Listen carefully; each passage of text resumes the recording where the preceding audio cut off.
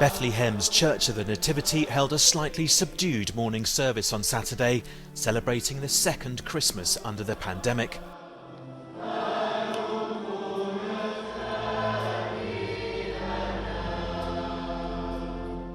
It was led by Patriarch Pierbattista Pizzaballa, the top Catholic clergyman in the Holy Land, and it was attended by hundreds of churchgoers.